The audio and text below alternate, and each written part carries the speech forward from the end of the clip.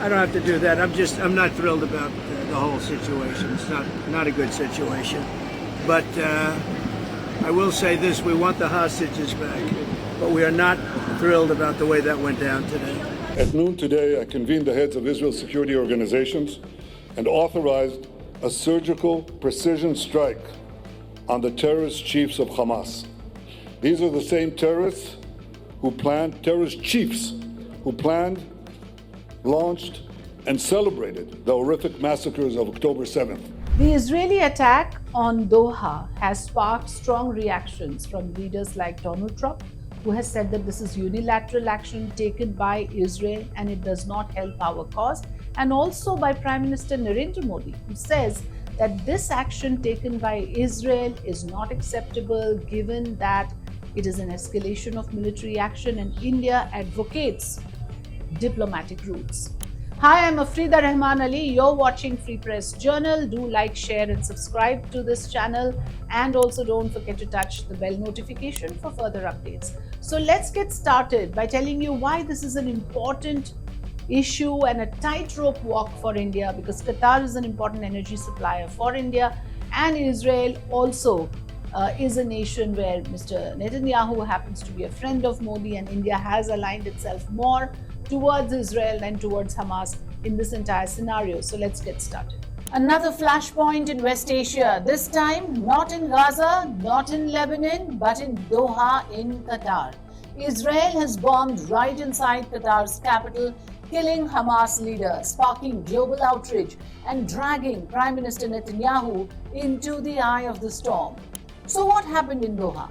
Well, on the 9th of September, Israeli jets struck a villa complex in Doha's Lataifia district. Inside, senior Hamas figures were living under Qatari protection. The dead included Hamam al-Hayya, son of Hamas's Politburo member Khalil al-Hayya, and Jihad Dabad, director of his office. Bodyguards and even a Qatari security officer lost their lives. Israel proudly confirmed the strike, saying these were masterminds of the brutal October 7 massacre. Now, Qatar is blaming Bibi Netanyahu for this attack. For Qatar, this is more than a military attack. It is a direct violation of sovereignty. A foreign state firing missiles in the middle of its capital. Officials say Netanyahu's government has destroyed diplomatic trust. Remember, Qatar was hosting Hamas leaders for ceasefire and hostage talks. Now Doha says Israel's action, ordered at the very top by Bibi Netanyahu, has sabotaged months of mediation. Qatar's message is this is reckless, unlawful, and proof that Israel doesn't care about international norms. And where does India come in? Well, Prime Minister Narendra Modi spoke directly with Qatar's Emir Sheikh Tamim bin Hamad Al Thani. India condemned the violation of Qatari sovereignty, calling it unacceptable under international law. At the same time, New Delhi balanced its words, stressing dialogue, diplomacy, and regional stability. India is, of course, careful since it values its ties with Israel, but Qatar is a crucial energy partner and home to lakhs of Indian workers.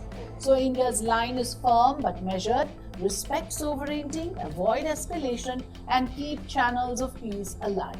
What are the bigger implications? Well, let's just tell you, this is not just another missile strike. This is the first time Israel has hit inside Qatar, a country seen as neutral ground for negotiations. The attack risks killing off hostage talks, deepening mistrust, and widening the war beyond Gaza.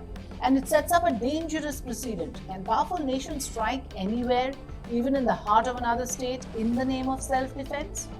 Qatar blames Netanyahu, Israel insists it was justified in the name of self-defense, and India, well, standing for sovereignty, urging peace, and trying to walk a tightrope, really, between two critical partners.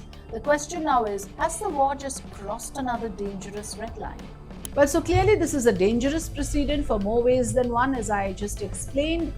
If the war has reached a new frontier, then that is certainly not a very desirable development. The second important thing here is that this has been called out by the US, saying this is unilateral action by Mr. Netanyahu and it is not serving anyone's interest. Qatar has been rather strong in its condemnation, even going to the extent of saying that now forget about hostage release. We are not going to get into mediation. The fact that our sovereignty has been struck derails the process. Qatar happens to be a neutral ground, and for them to be at the receiving end of Israeli strikes really raises the alarm in this case. Thanks for watching. Do like, share, and subscribe to Free Press Journal. Put in your comments on what you think about this issue.